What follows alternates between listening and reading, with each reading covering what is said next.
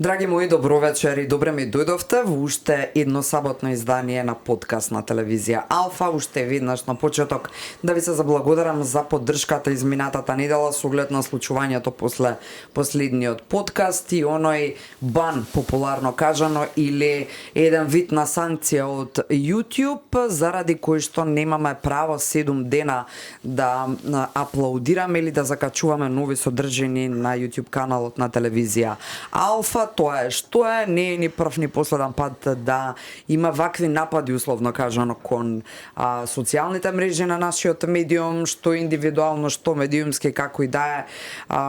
Успехот тешко го простуваат луѓето кои се несреќни самите со себе, така што ние имаме причини за радост, имаме причини за славење. Јас сум горда на оваа содржина секоја сабота вечер со вас и тоа го гледам во вашите реакции, во вашите пораки и гледаноста пред и се. Вечерва имам маш гостин, тоа е најдобриот македонски писател меѓу полицајците, односно полициските службеници, а можеби најдобриот, не можеби, туку сигурно најдобриот полициски службеник меѓу писателите македонски. Тој има 2 години поред признание за најчитан македонски писател, македонски автор, според статистиката во библиотеките и воопшто читаноста овој период. Јас единствено од неговите 4 досегашни романи го имам прочитано Тајната на монахот и можам да ви кажам дека сум импресионирана, прво заради тоа што биографијата на овој човек како автобиографија не можев никако да ја поклопам. Полициска служба од една страна, писател од друга страна и фактот што сите содржински клучни моменти во овој конкретен роман, а и во сите други, како што можам да видам од рецензиите, се на македонски локации, македонски градови, македонски села, нешто кое што особено ме воодушевува. И нели Македонија си ги знаеме нашите градови и села, нашите региони и поблиску некако ни легнуваат и работите кога станува збор за една ваква творба. И да не должам многу, бидејќи ме карате и во долгите најави и со право, ама тоа е новинар, па не можеш да го сопреш додека зборува. Вечерва со мене и со вас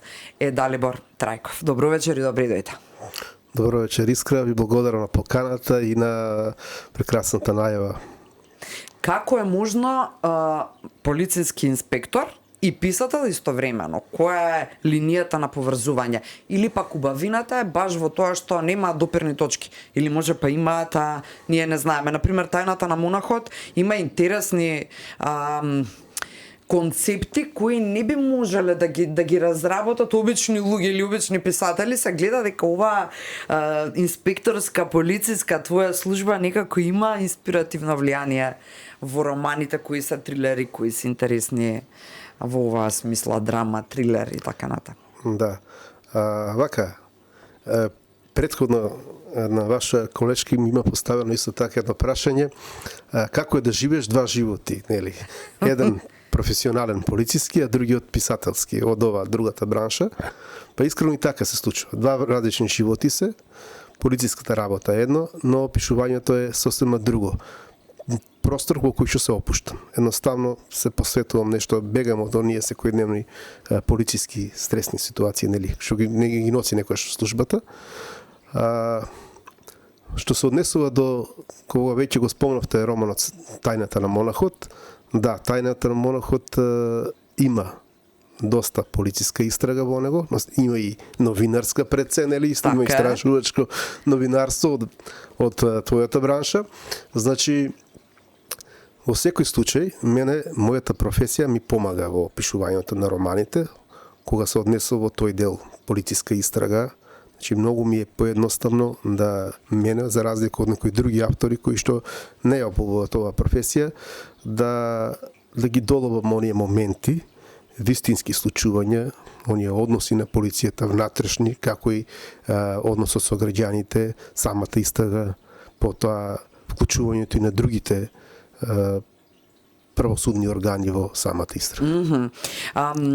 Оно што мене ме импресионира, а и ме интригира, и ми сакам да го слушнам како одговор од тебе вечерва, верувам дека и публикава која што не следи, и твојата публика читателска прети се.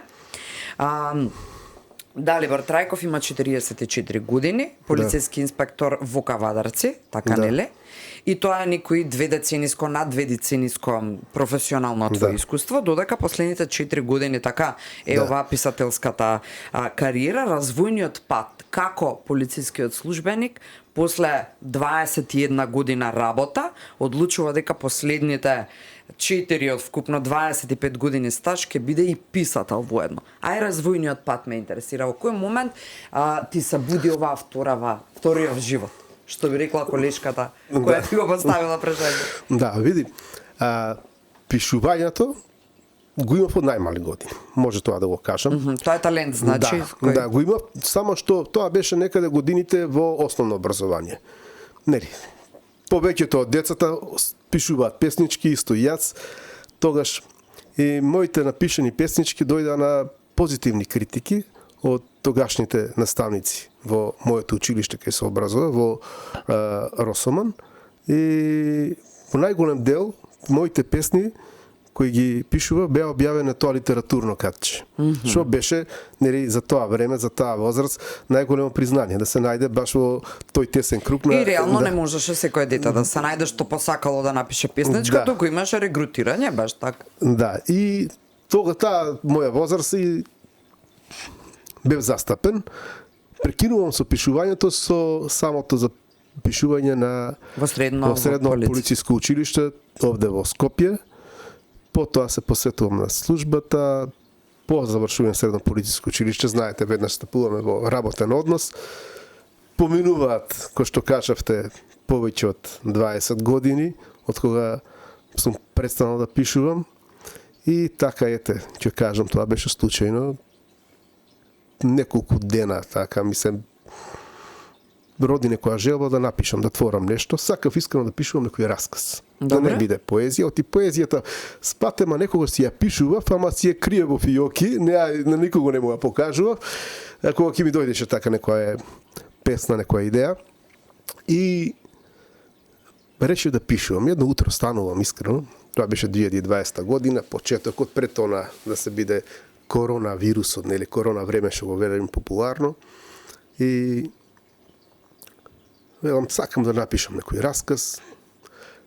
Прво што правим, нели, телефонот при рака ни е, веднаш чепкаме на Google, барам, викам дали има некој конкурс да видам колку би бил успешен во ова, ако јас напишам некој расказ. Тогаш ми испаѓа на еден конкурс, една објава од фондацијата Такец од Битола, во која имаше дадена конкретна тема поврзана со љубовта. Сега точно не се сеќавам зашто точно беше, али конкретно беше насловот, тоест темата на која што треба да се пишува, и нели расказот се такви прозни дела кои што се предвидени со одреден број на зборови и некаде прилика околу 3 страници, не повеќе од 3 страни да биде тоа прозно дело, нели, како расказ. Ево тие 3 страни треба да го доложиш насловот, да имаш, нели, добра приказна и расплетот сето тоа да се заврши. И решив да пишувам. Ми дојде идеја, напишав расказ, го пратив таму и потоа добив некоја информација дека некаде околу 350 се пристигнати на конкурсот. Да, а тоа беше конкурс во кој што требаше да се создаде една меѓународна збирка на раскази. Добра. И мојот влезе во тие 50. И тоа значи од 300 и нешто 50 влегува. И јас тогаш едноставно добив мотив, плюс напишувам. По неколку месеци дојде нов конкурс, пак од иста фондација на друго име, и така повторно се пријав и тогаш влегов во тој тесен круг. Потоа ми се обрати писателката која го организира сите тие настани, сакаше да лично стапи во контакт со мене и ме пофали за трудот и кажа дека стварно поседувам некој талент и треба да го одржувам се одржувам во оваа област, значи да продолжам да пишувам. Се дуба потоа, мислам, уште 2 конкурси, од кои едниот беше на слободна тема. И тука го пишувам расказот слободна тема, еден емотивен расказ, Последната солза. И тој расказ на крајот беше избран за расказ на годината. Лична инспирација или? Не беше лична инспирација, тој расказ се состоеше од едно патување на еден повозрасен човек, значи старец ќе речем, веќе на залезот од неговиот живот, знае дека повеќе уште многу кратко ќе трае неговиот живот. Се сретнува со една млада девојка во ВОС, но која му остава позитивен впечаток и доверува многу работи за неговата љубов и за неговото наменско патување до Скопје и така крајно емотивен расказ во кој што побуди многу солзи. Иако само расказ, многу читатели ми кажа дека емотивно биле погодени од тој расказ и ете самото комисија тогаш го прогласи за расказ на годината на сите до тогашни огласи што ги имаше фондацијата и со самото тоа веќе добив Значи веќе конечно за себе имаш верба дека треба ова да остане твојот ангажман паралелен со ова друга професија, така е. Сега дојде моментот кога веќе размислував, кога добив таа награда, признание, добив награда да ја испечатам некоја книга со одреден број на примероци и со одреден број на страници. И тука веќе си го почнав во себе си размислувам, нели, дали да продолжам да пишувам, дали да биде некој роман или пак со раскази. Искрено повише сакам да се пробам со нешто поголемо, нели, роман. Таа желба, тоа моје размислување го чува во себе. Си ви кажам сега една ситуација каде по обичај со сопругата, кога се топли деновите, возиме заедно велосипед и се движиме од Кавадарци кај нас, има една местност надвор од градот, природа, покрај жива природа, патека имаме, во која возиме велосипед покрај реченијето на реката Луда Мара во Кавадарци и одиме на крајот, пиеме кафе во еден ресторан. Во ресторанот таа ме прашува што правиме, дали што планираш со пишувањето, ќе планираш да продолжиш, имаш награди како во оваа област. И јас си велам имам замислено роман, викам, но викам не сакам да го пишувам.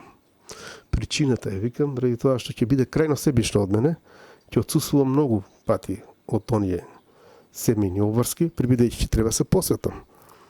Тогаш добив една поддршка, а во исто време, тоа беше некаде празникот 8 септември, мислам неработна ден беше, во исто време се одржуваше тогаш на отворено за прв пат сајмот на книга во Борис Трајковски, или на отворено, нели активноста на короната и ајде се договараме, палиме колата, одиме за Скопје да видиме конкретно македонската публика што има, што ги посакал барем оние тоа што беа почитани македонски автори, купуваме книги од македонски автори и едноставно и други, нели, книги, двајца сме многу љубеници на книги и си имаме своја. Значи поддршката од супругата беше клучна, дека клучна и во цело време, постојано.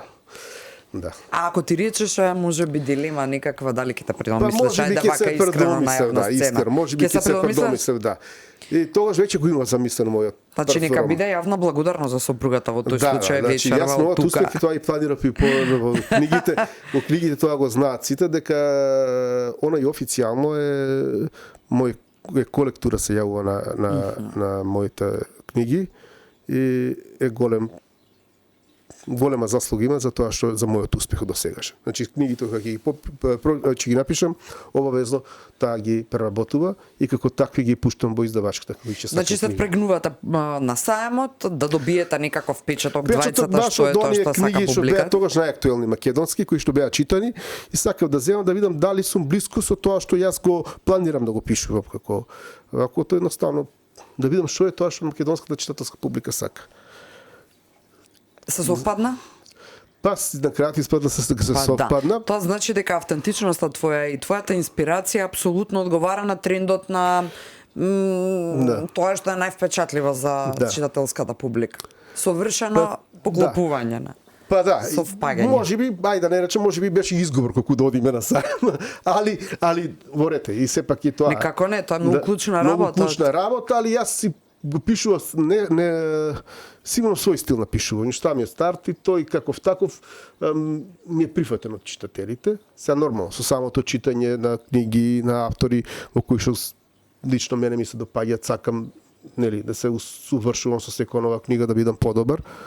Али тоа е ствар на вкуски читателите, дали тие ќе оценат, дали се добри, некоја книга може да биде подобра, некоја послаба, тоа тие го кажуваат. Со оглед на жанрот кој што го Да. практикуваш најмногу, еве 4 романи се досега, мислиш ли дека стилот на изразување или приказната внатре е тоа што ја возбудува македонската публика?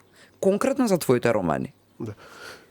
Јас пред се мислам дека е приказната. Значи, моите книги имат приказни, а јас секогаш има емотивни приказни, значи има судбини, значи неправедни судбини кон ликовите. Моите книги изобилуваат со повеќе ликови и тие нивни судбини, нивни внатрешни тајни, кои што мислат дека треба да останат кајни и ги чуваат повеќе години, некои дури со децении, кога на крајот се откриваат, тие тајни како некој мозаик доаѓа до тој распад на книгите, од разоткривање таа мистерија и на крајот пронаоѓањето на вистинскиот виновник во книгата или пак ненамерната грешка некаде кај што е создадена, а некој трпел со години последици. Значи класична македонска приказна на едно семејство кое поминало транзицијата од овој или од оној агол. На некој начин многу интересен спој. Јас сум човек што сум таа генерација иста сме. 81 кога нели знаем што се поминавме, каде го осетивме она ударот на транзицијата, каде родителите ни останува без работа. Немавме крај со крај не одевме да врземе нели во животот. Тогаш како средношколци и после тоа, значи беше многу тежок период за нашите генерации.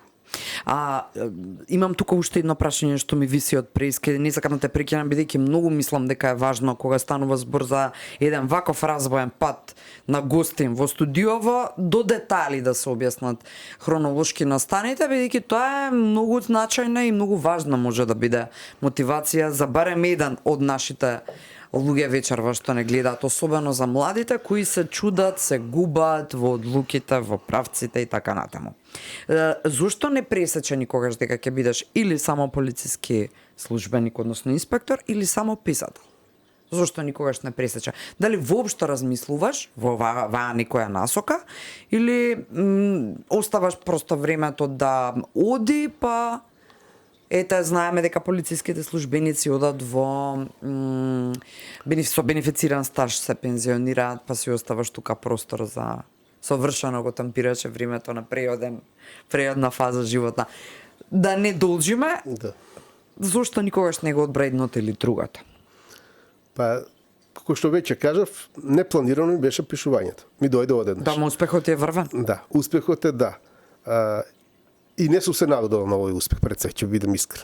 Јас сакам само да напишам една книга, доставам нешто позитивно, пример за моите генерации, мислам моите поколенија, значи барем ако ништо друго за моите деца да знаат дека може да успеат ако сакаат нешто. Значи пример, не да пишуваат книга, али било која област. Сакам да стане позитивно нешто дека може да си создал нешто, твоето сум создал име нешто ново и треба да бидат и горди, ете што ете нивниот татко постигнал, напишал една книга, но ете се случи тоа што се случи. По тој дел дали да се откажам, не сум размислувал, сметам дека се движам паралелно добро со двете работи, одговорно на работа, сега не сум јас тој што треба да го каже тоа, дека одговорно си ги завршувам моите професионални врски како политички службеник, но исто така и со пишувањето не заостанувам. Значи, многу писатели, познати светски писатели, имат, ретко имат и достижна норма на еден роман годишно. Јас се движам со еден роман годишно. Значи, во изминатите 4 години, еве сега и 5-та година, јас го спремам мојот нов роман, во кој што се надевам, веќе по традиција изминатите неколку години, е правам презентација на Скопскиот сајм на книги, како најголем книжевен настан во нашата држава, тогаш го промовирам мојот роман. И така и се надевам да ќе биде и сега со 5-тиот роман. Дека ќе го стигнам тоа темпо до сегашно. Ви ќе го пишуваш? Да. Име имаме? Име не. И најчесто романите ги давам на крајот имењето. На крајот имењето. Исто како и новинарските текстови кога јас на крај. Да, немам идеја која ќе биде роман. Искрено да кажам, некаде сум околу 150 страни имам напишано да сега на новиот роман, но во моментот се уште немам ни идеја, ниту размислувано за името. Се уште. И добро, како изгледа тоа? Полициски инспектор, криминални настани, истрага на местото на злосторот и така натаму, 24 часовно дежурство и се враќаш дома, кога стигнуваш да одмориш, кога стигнуваш да се собереш во умот и мислите, бидејќи знаеме како функционира државава и како вие како полициски службеници и што треба да испорачате за да биде тоа онака како што треба да биде и потоа да се созамеш и да седнеш да се затвориш и да пишеш. Како изгледа тоа? Па сега има Треба сериозна психолошка стабилност и не знам еден мајндсет кој што не го имаме сите. Видите, па сега во минатото покрај тоа што работе полициската професија, работев и дополнителна работа. Пред да пишувам, се бавев со земјоделие, конкретно со овоштарство. Сега тоа не го правам, Значи, иако сум растел со одгадување на праски, како и во најголем дел луѓето од Росоман. Сега тоа не го правам, значи, од кога сум, децата им пораснал и од некои други причини, го напуштив прибревено, не работам дополнителна дејност друга.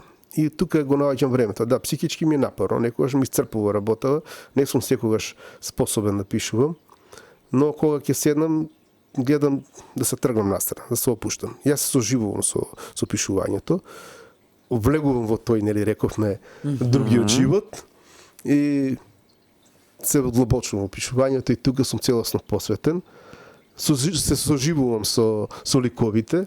Некој ако ме гледа отстрана, некој сам ќе се осетам дека јас си го сменувам лицето на изразот на завица, некој се смеа на самите сцени кои ги правам. Да, ма нема подобра верзија тогаш од таа автентична. Јас се соживувам со ликовите, јас знам дека тоа треба така да биде и така, мислам, не го глумам тоа, не го правам нешто за да изгледа вако. Јас сакам мене ликовите да ми се допаднат, да јас да бидам кој Има ли инспирација во секојдневната полициска работа која што те натирала да ставиш на хартија нешто? Има ли нешто автентично некаква? Или секогаш тоа инспирација да, меѓутоа не се тие реални приказни од животот, случаи на кои ти работиш? До сега сите мои робени се моја фикција. Добра. Иако, рековме, полициската работа ми помага во тој дел. Ми е полесно кога ќе ако ти да смислам некоја приказна и мислам во целиот концепт на книгите. Но до сега не сум ставил. Иако имам, од колегите кои ние берам, кои ги читаат моите книги, и они кои што работеле со мен, знаат да некои потешки кривични дела, како што се убиство, некои разбойничи, сум ги расветлувал како кривични дела, и често пат, дали бр, зошто не ги ставиш на книга, па да ги имаме, вика, да знаат дека што си сработил, вика, луѓето да знаат. Не ги ставам, до сега немам таква, можеби во иднина. Не велам дека нема да се случи тоа, но мислам дека поинтересно кога се создавам своји приказни, и интересни. А ние сме и мала држава, секој секого познава и може и да биде не сакам да биде баш тоа. Колку и јас да ги сменувам имињата на луѓето, на улогите во самите романи, ќе се препознаат ликовите. Едино ако некој слично не изрази, имам така веќе неколку понуди за да пишувам книга за нечи личен живот, но се уште сакам да се сконцентрирам на овие моите фикции. Ова е многу интересна информација и многу интересна понуда.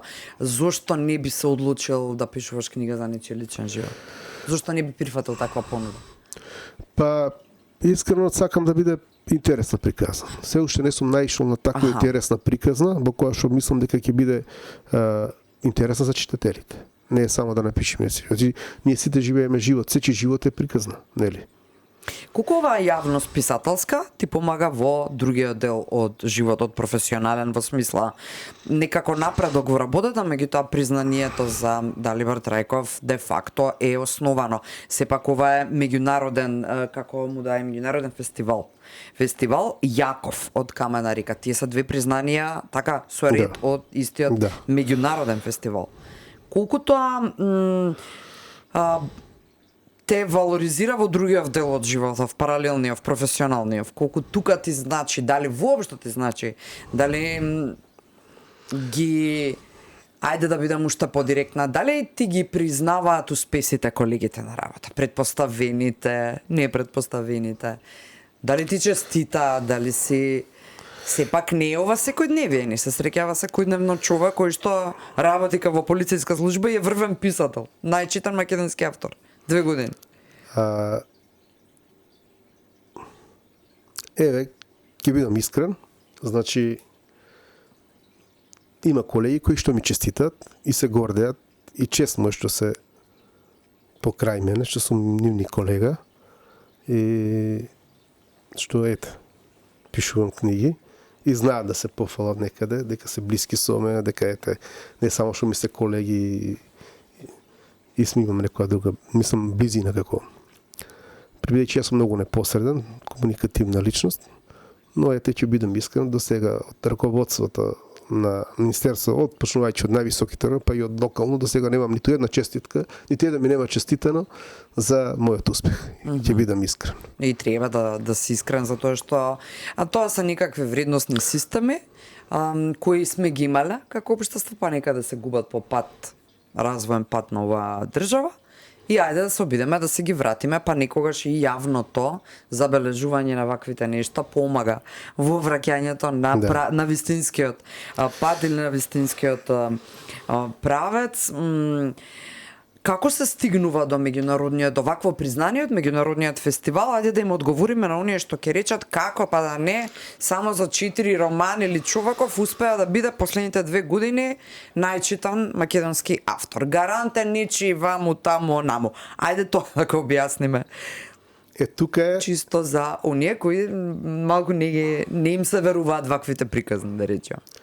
Тука е треба пред се да им честитаме на тие луѓе кои што го основаа и што се трудат да го одржат овој се уште млад фестивал Јаков од Камена река.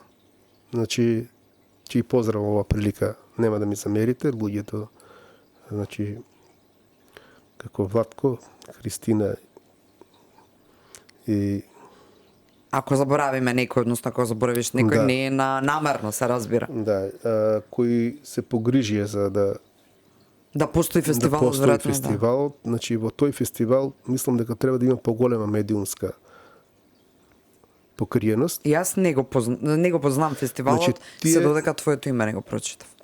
Тој фестивал се одржува традиционално во Каменица, македонска Каменица, како причина е заживувањето на ликов на Јаков од Камена река. Значи, поранешното име постаро на Каменица било Камена река, а Јаков е човек, дете од свештенско семејство, не е дете, значи возрасен човек, во 16 век заминува во Венеција и таму во Венеција прави испечатува прва книга на негова книга во која се пишува за свештенството, тоа е црковна книга и тоа е прва книга испечатена од човек на Балканот на словенски јазик. И тој е првиот печатар на Балканот. Тоа малку го знаеме и тие го негуваат неговиот лик. Ти благодарам за оваа информација. Саѓаш, тие го негуваат тие лик и затоа и го создава тој фестивал. Сега, едно што тој фестивал постои, во тој фестивал добиваат признање, објективни признања. Таму добиваат наши истакнати професори, независно од која област, пред се, нели, од науката, културата, уметноста. Тие се професори надвор од државата, кои ја формираат државата и тие го препознаваат тие професори и прават истражување. Исто така и луѓе кои што ни се во државата. Значи, еве ќе ви кажам, ова година признание доби професорот и наш истакнат, нели, музичар, Дутовски. Минатата година го доби признание и овој лично си кажам што се општо познати на јавноста, меѓу другите. Ти благодарам за афирмацијата и за значењето на овој фестивал. Колку малку знаеме за луѓето од македонско тло низ вековите каде се создавале што направиле. Да, минатата година доби председател на МАНУ. Јопчо Коцарев доби признание за од неговата област, мислам во неговите достигнувања во науката и они традиционално тие луѓе, значи традиционално прават истражување по сите библиотеки, барат извештај од најчитаниот македонски автор. Кои се најчитани автори? и со тие извештаи тие на крајот прават споредба и гледат кој е најчитан автор. Првата година кога започна фестивалот, значи пред 3 години, тоа беше Милијана Павловска, наша повозрасна писателка, а после тоа наредните 2 години со убедливо најмногу колку што добив информација од луѓето од фестивалот, дека со убедливо најчитан писател во Македонија. По библиотеките на сите градски библиотеки. За жал сега искрат, мора да го кажам ова. Значи, ова се сетиле тие луѓе, ентузијасти кои заживеале еден фестивал. Во твое име и во мое сакам како македонка да им се заблагодарам заради традиционално одржување на некаков континуитет во однос на овие признанија пред се заради истражувањата кои ги прават. Значи тоа објективно истражување и тие објективи не само за мене, туку на сите тие луѓе кои што придонесуваат. И да вид државна статистика. Да, водата статистика едно за писателите, да не фаворизира моето признание и општо за сите што се добитници на тие признанија. Значи тие објективно даваат на луѓе кои што стварно дале придонес за македонската култура, за афирмација на истата, за уметноста, за било кој науката, творештвото, било која смисла. Воопшто го негуваат. И тоа објективно, статистички гледано и годишно што постигнале. Значи таму ги собират они луѓе од сите краишта. И во ова година имаме луѓе од Америка пристигнати.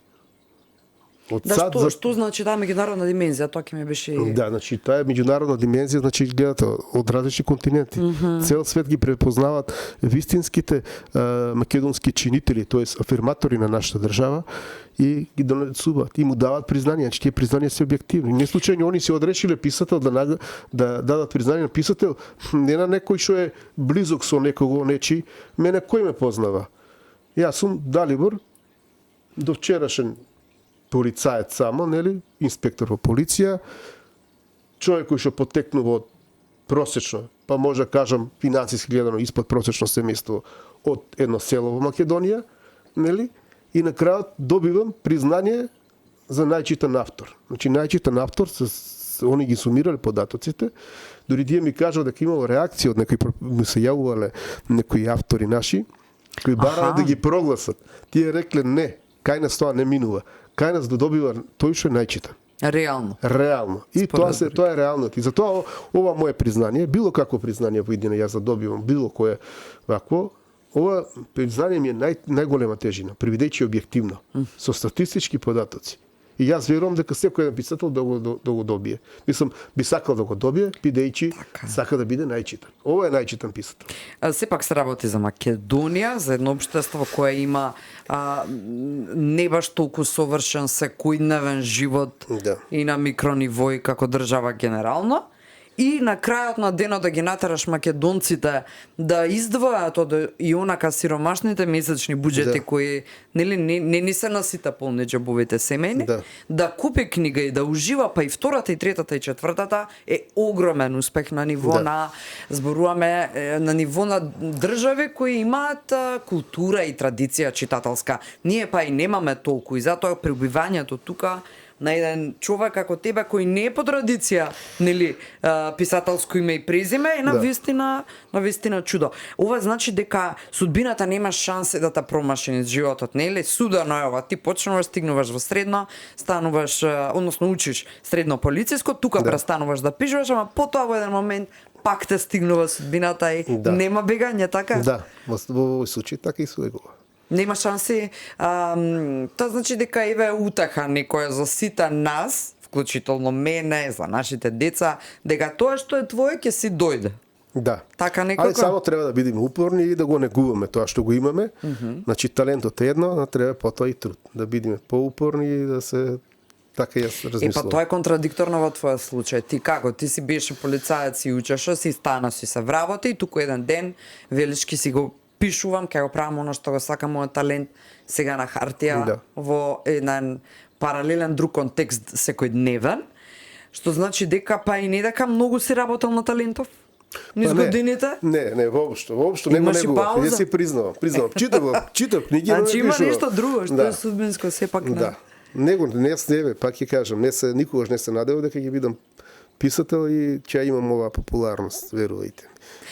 Како на тебе гледаат децата? Имаш две дечиња, едното е тинејџер, 15 годишна керка, ако не грешам, а второто е помало 5 години, не знам дали момче или девече. Не стигнавме до тука. Кажа дека си малцинство дома, бидејќи сопруга и две керки, извини, така е. Како гледа тинејџеркава, како другаво на тато, кој беше до вчера полицаец и цел град го знае, тоа е сепак, нели? Ние сме генерално голямо село, а не па маливе градови каде што секој си го познава. И сега татко ми е писател и тоа, о боже, каков? Па горди се, знаат некојаш да ми кажат дека е, пример, черка ми знае да ми тато бе фонаму, ме праша, вика, видео дека со тебе шета, вика, ме праша дали сум ти черка, вика, написател да си черка, вика. И знам дека е горда. Мада по старата черка го има тој талент, таа уметничка душа ја има талент и за сликање, а и во едно запишување, во 2 наврати, на конкурс, во кој што морам да изам лично сама си пишуваше книги, песни, додека беше во основното училиште Тоде Хаџитефов во Кавадарци. Значи, таму доби еднаш втора или трета награда, а во 8 ден доби за најдобра песна, значи, песничка напиша за тогаш за виното и вистината, во едно и за патронат, тоа беше на нивното училиште и доби прва награда, најдобра песна. Значи го има тој талент што го поседувам и јас. Не делуваш строго полициски вака на маса. Не знам дома како тоа изгледа. Па искрено сум човек кој што можеби колегите поинаку ме доживуваат, знаат дека сум принципиелен, можеби и странките исто така, но дома секогаш сакам да видам со позитивна енергија. Ако мора да бираш, оставам на работата и оставам настрана. Јас сум човек кој што е често шеговит, што сакам да пренесам позитивна енергија. И знаат децата но тешко е кога работиш па некогаш и многу интензивно во криминални структури, потоа си да го оставиш пред врата да влезеш дома, или не е тешко? Ја би рекол дека е полесно. За мене зборам. Бидејќи ако ја ги оставам оние траги кои што ги остава службата, не викам дека не постојат. Тие постојат натрчно во нас, но гледам тие да не ги пренесам пред децата. Че јас ако бидам намортен или бидам незадоволен, сето она што гледам на работа, нели, сепак ние најчесто работиме со луѓе кои се во судир со законот или пак со немили сцени од тоа што гледаме на работа. Значи, сето тоа не сакам да го знаат моите деца. Сакам да им оставам позитивен печаток. Тие знаат дека ја прво што правам кога седнувам, кога веќе сум спремен да одморам и сум дома, си пуштам YouTube, слушам музика или пак некоја поезија рецитирана добра, тоа многу ме опушта и така да избегнувам да навлезам, односно си правам автоцензура во текот на целиот разговор и си ставам коченици да не навлезам многу во оваа полицискава служба, бидејќи знам дека за таков отворен разговор ти требаат специјални дозволи, ти си сепак во служба на државата, така што тука некаде се кочам и зборувај оноку колку што можеш да не направиме па некоја белја, не ни е тоа целта. Ако треба да одбереш, што би одбрал?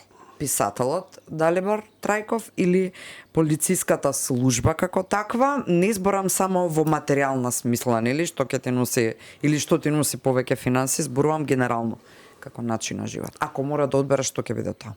Сега во моментот. Добро, тоа што на крајот го кажавте, материјалното, значи ако го исклучиме тоа, во секој случај ќе биде пишувањето книги. Не дека не ја сакам полициската работа, јас се уште работам со страст уште од првиот ден како да сум сега вработен. И се гледа да знаеш, се гледа по начин. Страстно ја сакам полициската работа. Јас често пати пред моите помлади колеги знам да речем, за мене полициската работа е света работа. Значи сакам да знаат дека навистина треба да го сватиме тоа дека сме во служба и сме сервис на граѓаните, нели пред се. Истото важи за медиумите. Меѓу другото, извини што те прекинувам. Тоа што треба да го знаеме. Но лично зборувам внатрешно како се чувствувам, би одбрал од таа причина, моментално што ме прави посреќен. Ме прави посреќен пишувањето на книги. Од причина што тука го добивам оној фидбек од читателите. Значи, воглавном позитивните критики, овие неслучајни признанија се дека сум читан, ми е оддадено признание за мојата работа.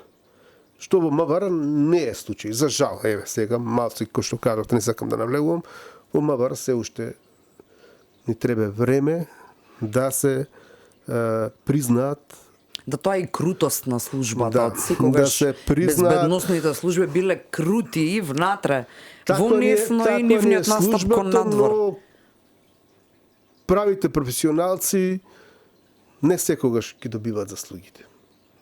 Мислам, не сакам да навлезам повеќе, но се уште во МВР имаме некој нарушен систем на кариера и така да тоа е многу влијае во професионалноста, но се надам дека во иднина ќе се исправи наредните генерации, ќе добиете нака, ќе живеат во една.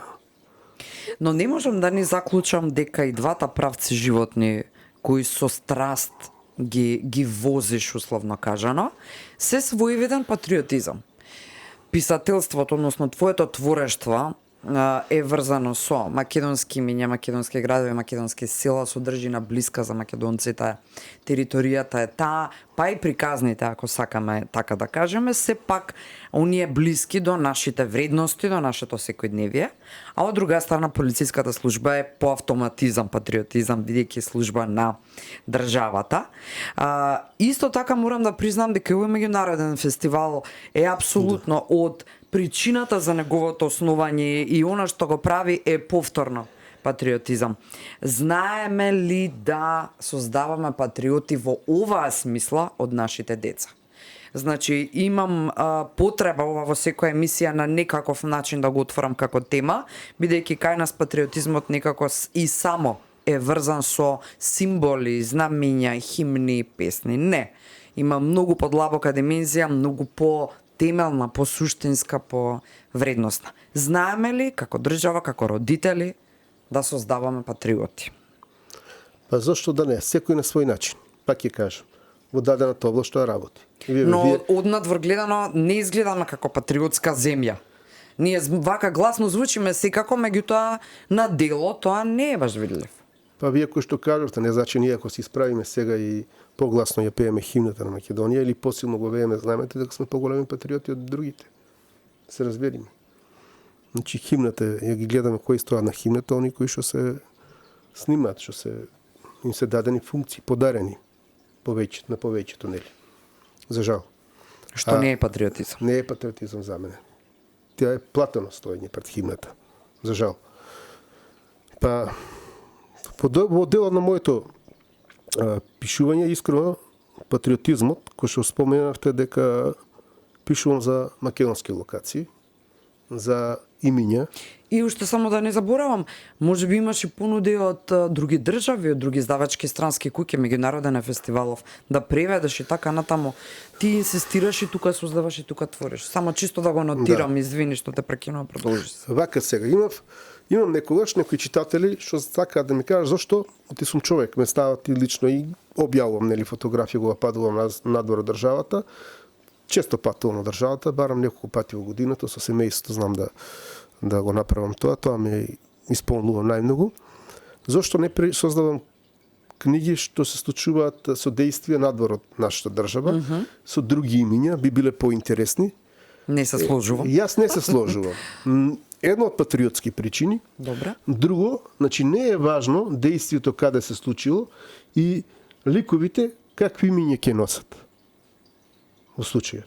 Значи битно е приказната и стилот на пишување. Значи ова докажува дека не е важно самото признание мое, нели? И читаноста на моите книги.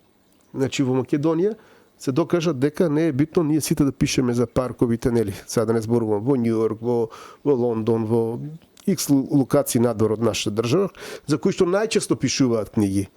X автори тамошни, па и гледам и наши македонски, пишуваат за тие локации. Што им е потешко и да ги истражат тие локации, нели? Да им доловиш и душа. Некогаш пишуваат и за полициски истраги, кои што се случуваат во тие земји, иако не знаеме поставеност, внатрешна поставеност во Министерство за внатрешна или конкретно во тие одели за кои тие сакаат да пишуваат. Привидејќи јас не сакам да пишувам за нешто во кое ќе дојде мојата книга да чита некој професионалец од дадена област, да му биде смешна или одбивна. Ме разбирате? Че јас кога си пишувам, ако има момент кај што треба да диагностицирам некоја болест, некоја лик или нешто слично, јас се консултирам со доктор. Стручно и неколку пати ќе му се јавам и на двајца ако треба да не сгрешам нешто во роман, преведејќи утре други некој медицинско лице кој ќе чита да биде дојдам на критика. Одговорност, апсолутно одговорност. Исто така и со тајната на монахот. Вие го сте го прочитали оној дел каде е монашкиот живот. Јас правев истражување за монашкиот живот. Па и новинарскиот дел е интересен. Да, и новинарскиот дел исто така. Значи знам до каде може да новинарка, една млада новинарка која сака да се преубие, не може да дојде до некој од националните телевизии или пак локалните, успева преку својот YouTube канал да наметне теми кои што ги придобива на еден начин, на крајот оди во едно истражно новинарство кој што успева да добие вистината на крајот. Топла препорака за читателите кои не го прочитале тајната на монахот, инаку на мојата сопруга е омилен мој роман. Мене ми е единствен прочитан од тебе и ова е така малку е. Ќе прочиташ и останатите. Сите ќе ти кажам, апсолутно. Ти велам, тука, значи, може се создаде и кајнес на наше тло. Зошто кајнес да не биде? Зошто да биде некој си во странство и било шо? Давам секогаш поддршка за нашето. И зошто да ги афирмирам. Утре другин ќе дојде ред, можеби мојот роман ќе биде преведен, некој од моите романи. До сега не сум размислувал, ќе ви кажам, знам дека моите романи патуваат надвор од земјата, си подаруваат нашите странци. Ама да, у диаспората кај нас си се баш убаво. Да, еве ќе ви кажам, одам во Англија и таму една ситуација на мојата сопруга, сестра живее во Англија, ги поздравувам. Ќе искористам прилика и тие кажуваат една нејзина македонци таму се собират, имаме вика еден книга да ја дадеме прочиташ од еден наш писател, неле изворена книга, тоа беше првата книга. Неле вика се спомнува и нашиот град Штип. Закопана вистина. Закопана вистина, да. И кој вика како и ја раскажуваат, ти кажеме вакво е дејствието и она вика книгата да не се вика Закопана, да. А па тоа вика ми е зет за сестра и така. Сакам да ви кажам, да. Ете, Македонија во мало тоа е тоа. Случајно бе во Бистер, во тој град и еден имаше така гостина која имаше семина прослава и кога дознале дека јас сум во Бистер, ме повика, ме зема, бив на нивната семина прослава, беа пресречни македонците, сите ги читале моите книги, беа се пресречни што писателот се најде со нив на маса. И па и полицајецот. Полицајецот се најде со нив. Да. Инаку, ето кога ви кажав и со истражувањата, исто така тајната на монахот многу ми е бендиса и сите книги ми ги чита и Владиката Марко, кој што е Кајменичко Делчевски, он е обожавател горам на овите книги, баш и со него го прашав да не имам сгрешено нешто во тајната на монахот. Он го менторира овој делов со свештенство. Не, он отпосле ја прочита, но на вистина многу ми е битно да не сгрешам некаде, да не навредам некоја професија. Тоа ми е многу важно. И верувајте ми беше многу тешко со тајната на монахот. Имав во себе некој страв кога пишував како ќе дојдам на реакција кај граѓаните. Бидејќи дирнав монашки живот и дирнав една малце по-пиплива, по-суптилна тема, насилување на млада девојка. И така. Да, но сепак нема да откриваме детали, нека остане вака интригантно, на вистина вреди да се прочита и јас уживам во книги преку кои во секоја страница сцената ја имам пред очи. Да. Толку детали, толку интересни и емоции доловени, просто имаш сцената пред глава и бидејќи сум телевизиски новинар, значи сакам да ги гледам нештата. Кога ги гледам преку напишан збор, па нема поголема магија за мене од сето тоа, се трудам, барем додека работев во печатините медиуми, тоа да биде така никако доловено. Како и да е, телевизијата ми е мене најдрага на светот, но уживам кога да не се повторувам, е ваков ефектот.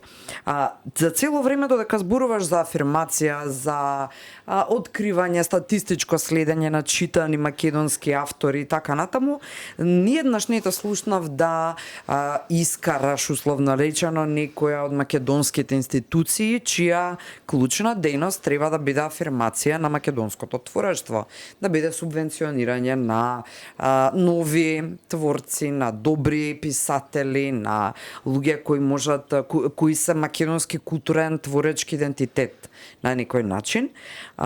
Тоа значи дека немаш забелески за македонските институции или пак едноставно повеќе си од онаа генерација која мисли дека треба да ја дава на државата и дека не мора да чека нешто за возврат, признание од институција, да речам, или од институционално ниво. Значи, пишувањето книги, барам кај нас во Македонија, ниту еден писател не може да се пофали дека може да материјално да има бенефит. Добро. Тоа е дефинитивно. Што се однесува до овој фидбек што треба да го добием од институциите Институционално ниво, така. Институционално ниво не го добиваме, макар да биде тоа и признание. Еве, како повторно ќе испомниме луѓето од Јаков од Камена река, значи можеле да направат истражување во библиотеките, а замислите си Министерството за култура, под кое спаѓаат градските библиотеки, нели, ни цела држава, досега не го спроведе тоа истражување. Или не побаравле тоа истражување. Барам јас не знам. Може би ги прават, ама може би не знаеме. И зошто тие да не дадат на крајот од годината едно признание на авторот? Па не мора да биде на тој што е најмногу читан, во конкретниот случај јас. Па нека бидат неколку автори.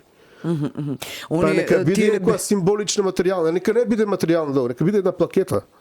Тие ќе ви речат дека тие имаат јавни повици, да. разни конкурси, дека можете да аплицирате и така видите, натаму. искра, тие апликации во кои што тесен круг на луѓе одлучуваат за некој роман, за мене, сега да не испадам критички, не сакам да критикувам. Не е медиум, да зборуваме отворено, но за мене сметам дека не може неколку луѓе или одредена така наречена стручна фела од областа да одлучува за еден роман. Еве ќе ги кажам конкретно, вас ви се допадна, нели, Тајната на монахот, го имавте читен. Така. Тајната на монахот е единствен роман во кој што досега конкурирал за од моите 4 романи за роман на годината. Добре. И тоа не сум го поднел јас таа апликација, го поднесе издавачката куќа Сакам книги. Значи тие поднесува апликација и ми кажа само дека уредникот на Вакото, Далибор, да знаеш, твојата книга е дадена во Вакото за роман на годината и таму беа пријавени 30 и неколку романи. Што се таа година? Тоа е минатата 2024 година. И во тие книги, верувај ми, оној прв филтер, што е Тајната на монахот не го помина. Верували или не? Е сега, точно не знам која книга ја го доби на крајот признанието за роман на годината, а има добра финансиска добивка, мислам дека околу 2.000 евра, да. Спонзорство на комерцијална банка.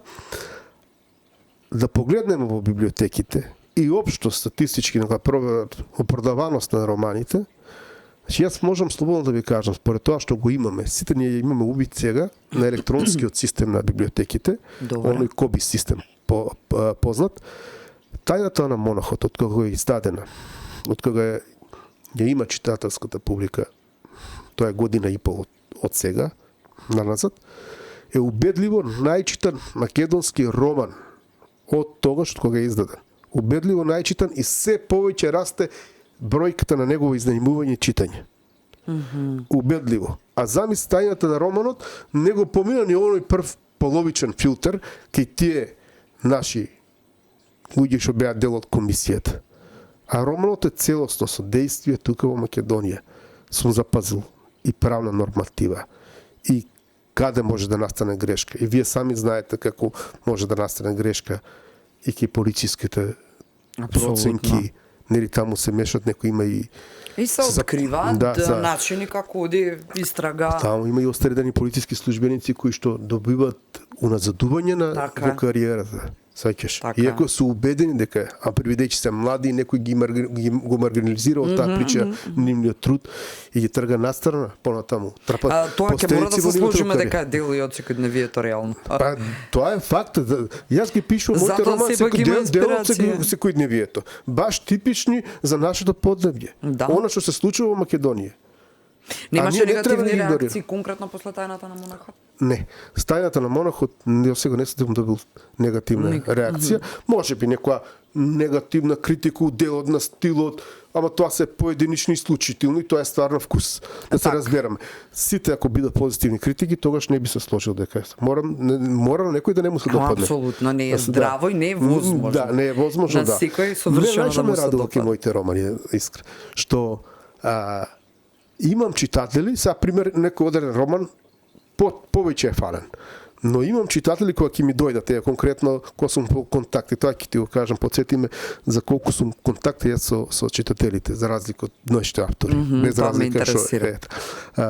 Кога ги имат контакт со мене, има одредени ќе ми кажат, леле, ко тајната на монахот не ми се допаднала друга. Други имат траги од минатото ми е сеќаш. Значи четирите не ги спомнавме сите. Да. Закопана вистина, тајната на монахот, траги од минатото и дневникот на непознатите. Да. Добро. Петиот е на пат, 150 страни речи дека имаш напишано име на крај. Добро, не на крај од емисијава, туку кога ќе го напишеш. Поединечно, ако сакате ќе ви кажам, првиот роман, значи Закопана вистина е роман кој што е различен од другите наредни три, од причина што е емотивна семејна драма. Таму действието започнува, ќе откриам само првите страница, две, кај што една млада адвокатка прима странка која бара правна помош да си ја врати своето посвоено дете. Замислите адвокатката која што е понатаму и главна улога, Софија, дадено името по мојата ќерка прва Софија, таа е посвоено дете. Тие солзи на таа мајка која бара правна помош од неа, потекнуваат во неа и таа после толку години, иако знае од мала дека е посвоено дете, и таа да ги бара своите биолошки родители. И тој роман е подарен баш тогаш во сегашноста, потоа се враќам во минатото, како настанала таа љубов помеѓу двајца млади во минатото, и третиот дел се враќам во сегашноста кај што доаѓа распет, да видиме дали конечно ќе ја дознае вистината, таа закопана вистина, главниот лик, тоест адвокатката Софија, дали ќе ги дознае кои се нејзините биолошки родители и што е со нив, дали постојат се уште, дали се живи и како. Совршена комбинација твојот да, талент. Тоа беше првиот. Чистата мисла, структурирањето е интересно, прв дел, втор дел, трет дел, неколку делови или минато сегашност комбинација, потоа заплетна се. Со овој другиот твој професионален живот се чувствуваш ли конечно сега? Од оваа перспектива исполна дека си ги остварил сите работи кои што си сакал да ги направиш, или уште има нешто што те држи, не знам, во ongoing, што би рекле американците, во смисла дека треба уште нешто да дадеш од себе, уште поголем, уште повеќе дека треба да постигнеш, или со писателскиот дел од животов си го заокружуваш? Искрено сакам да ти кажам, не знам што ќе ми носи иднината, но после 5 години треба веќе да се пензионирам според сегашните услови во Министерство за внатрешни работи. Значи искрено би сакал да се работам нешто ново, да сменам нешто друго, а не знам што ќе биде. Интересно. И може би сакам да влезам и во некои хуманитарни организации, тоа ми е едно од Зошто ти е тоа? Тоа би ми исполнило. Зошто би те исполнило? Која е суштината? Бидејќи сакам да помогнам на луѓето. Без очекувања дека треба нешто ти се врати. Да, јас сум многу осетлив на децата. Значи, кој ќе читате моите романи, ќе видите дека секогаш имам некој детски лик и дека деца се жртви на сето оно случување околу нив. Зборувам за негативното влијание околу нив. Значи, еве книгата Траги од минатото е пример како развојот на едно дете во негативна средина, обкружен со доста неправди околу себе, стресови, прераснува во еден негативен лик понатаму во животот. Чи нели секој дете е невино, секој човек се раѓа невин. Посо ние ги создаваме тие. И сметам дека нашата држава треба повеќе да посвети внимание баш на тие ранливи категории, на деца кои што растат во нездрави средини, себени средини, како и они деца без родители. Значи, сметам дека треба повеќе да посветиме внимание на тие и сакам на некој начин да се одолжиме ти во животот, се осеќам како, ете, јас сум среќен човек што сум успел да израснам со двајца родители, моите деца се среќни, живеат покрај двајца родители, но има деца кои што им треба. Ние не можеме да ги замениме родителите, но може да им помогнеме да му го олесниме животот, нели пред се. Тоа е една, можеби, во иднина би сакал да се вклучам во некои такви организации и да помогнам на тој начин. Звучи одлично и звучи нематеријално. Практично на човекот му треба многу нешто друго за да биде среќен, на тоа не се пари. Јас живеам само од полициска плата, сите знаеме дека полициските плати не се сјајни. Мојата сопруга работи во локална самоуправа и таму не се, нели, се знае колку може администрацијата. Да, тие се некои рамки. Али се доволни, не гам илузии материјални добро, немам наследство, не потекнувам од и двајцата од богати семејства, сасема се доволни. Битно е духовноста во нас. Дали да се еден од филтрите децава? Особено тинеџеркава ги читаат ли книгиве пред да ги пушташ во? Ќерка ми почна од... Или па те тера да им ги раскажеш. Ај, добро, раскажи ми тато вака. По старата ќерка, да, она е 15 години, многу ми е мило што минатата година почна да чита. Прва книга што ја прочита беше Закопана вистина и тоа ја натерав на некој начин со материјална мотивација. Тоа за тие генерации. Да. Ке ти дам 100 евра, прочитай ми книга. Срам, велам, книга напишал со твоето име, викам главен лик, викам зошто да не биде и го прочита, се навлече на романот и многу ми е мило. Закопана вистина е книга која што не само таа, неколку читатели ми имат кажено, кога ќе дојдат, вика, знаеш дека прва книга ми беше у животот прочитана после ученички години, вика Закопана вистина. Таа ме навлече да читам книги. Значи, да. Тоа е исто, тоа е мисија, ти Пред имаш мисија која. Отишла една повозрасна жена, во пензионирала и бидов објава на интернет, објавила Закопана вистина, вика отидов во библиотека, во Битола, не знам каде, и вика отидов во библиотека, дајте ми книга што сакам да ја читам. Вика, јас сум сега во пензија, сакам да почнам да читам книги. Искрено, жената си кажа. Да, и вија добар, Шиме, така Закопана вистина и толку, ќе се навлечиш. Вика се навлекол, кажете ми дали можете книги од авторот Далибор Трајков. Баш ми е мило, саиш. Така. И така беше и со ќерка ми, таа чита, сега гледам чита и ги сакав доста овие мистериите, трилерите, баш они јас не пишувам крачки трилери, кај ми се повеќе драми со доза на мистерија. Книгите. Се надам дека после овој подкаст особено многу млади ќе навлечеме на Далибор Трајков и на неговите дела. Тоа многу ќе ми значи како искра, како автор на емисијава, а богами како општествено одговорен медиум кој има пред се ваква задача, потоа сето друго. И некако природно стигна спонтано разговоров до заокружувачкиот момент. Има традиционални две пораки на крај, едната е до родителите, а потоа и до нивните деца, иако твојот став за тоа како треба да ги растеме децава се надзира во текот на разговорот, но ај во неколку минути прво до родителите, а потоа до децата, нивни пораки. Па, едноставно да ги ценим повеќе семејните вредности. Ние треба сите да сватиме дека пред се, независно што работиме, семејството е столбот на општеството, нели? Треба да се грижиме повеќе за нашите деца, да ги тераме да ги прифатат оние правилни морални вредности. Материјално не може да купиме нашето отсуство со децата, да посветиме повеќе внимание. Материјално само може да го платиме нашето отсуство кое што тие материјални добро може да ги злоупотреба денеска младите. Значи тоа сме сведок покрај моите професија на такви ситуации каде родителите кои ќе доведат до некои екстра добивки најчесто ме сметат дека ќе ги купат, ќе платат да имат отсуство за да си поминат тие пубава вечер или не знам што со децава, тоа се злоупотребува. Порака над младите да читаат повеќе книги, да им дадат, а и на постарите, да им дадат предност на македонските автори, независно дали Далибор или некој друг македонски автор, да се поддржиме како домашни уметници сите и општо било кој што твори од Македонија, независно како што е, приведејќи само така може да останеме како македонци, со сам поддршка, помалку да се нагираме меѓу себе, тоа е најважна работа. И се надевам дека институциите ќе да посветат повеќе внимание на луѓето кои што ствараат, независно пишуваат или на било кој начин што творат и предонесуваат за афирмација на нашата држава и се позитивен пример нели во општеството.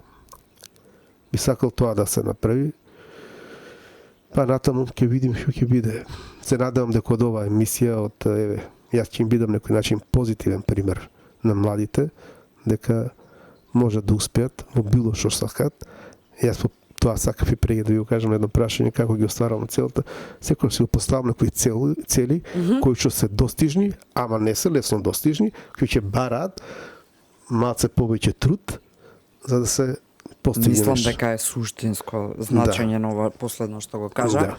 Оти се лесно кое е достапно, нема драж, нема научена лекција кога не се стигнува баш едноставно да работите, тоа е.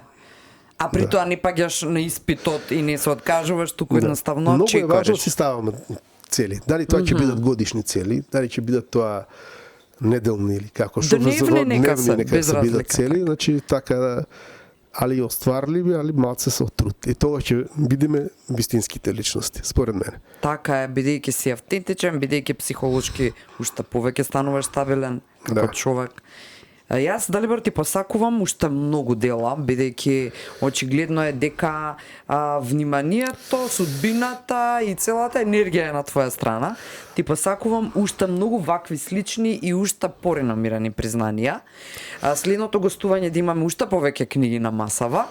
Се разбира, само да не испуштам уште да го поздравам еден лик од покрај, што веќе кажав, моето семејство, лик од меѓународен фестивал, значи Миле Ѓорѓиевски, значи нас и би сакал во иднина и вашата телевизија, како и други телевизии, да му посветам внимание поголема на фестивалот, бидејќи стварно фирмира да се вратат културните манифестации од овој сличен тип во медиумите. Во медиумите доста зборуваме само за политиката ни носи негативен набој кај младите, општо кај луѓето, овие се баш вистински моменти.